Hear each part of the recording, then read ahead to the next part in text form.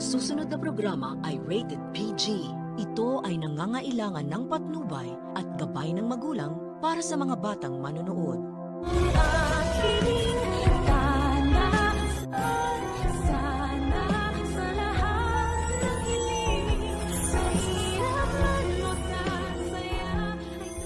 Pinaalalahanan ni Moira si Balahadja na baka naman daw traitor rin siya nito at itakbo niya nga ang buong 100 million na ransom money.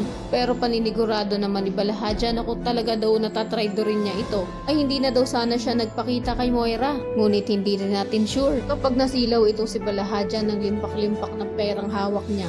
Pagkat ito din naman kasi ang unang-unang dahilan kaya siya sunod-sunuran kay Moira. Pero ngayong mas malaki na ang pera niya kaysa kay Moira at di hamak na mas mayaman na siya dito kaya wala nang dahilan para maging sunod-sunuran pa siya sa bruha. Sa kabilang banda dahil naisahan na naman nga ang mga bida nitong mga kontrabida, kaya itong sina Robert at Annalyn ay mga nagmukhang basurero at basurera na nagkakalkalba naman sa basurahan para mahanap itong si Lolo Pepe. Ngunit kahit libutin pa nila ang buong palengke at halughugin ang kada sulok ng mga basurahan dito, ay hindi pa rin talaga nila matatagpuan ang matanda pagkat kasulukuyan pa nga rin itong nasa hideout nila Moira.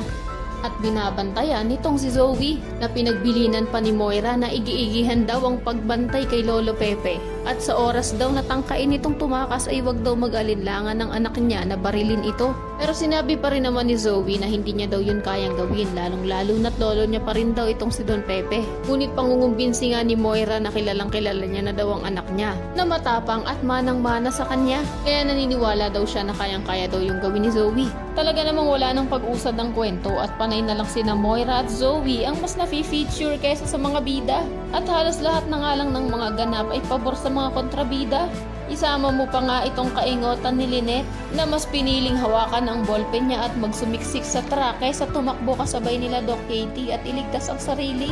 Ano naman kayang laban ng ballpen niya sa baril na dala ng holdapper? Kaya naman kung isa ka rin sa mga nauumay na sa mga eksena. At isa sa mga nagnanais na traitor rin naman itong si Balahadja, si Moira, at itakbo na nga ang ransom money para kahit papano ay makabawi-bawi naman sa stress ng mga viewers ay pakiclick naman ang like at subscribe button. Maaari ka rin mag-iwan ng komento sa ibaba para sa iyong mga saloobin at suwestyon. Maraming salamat sa iyong panonood.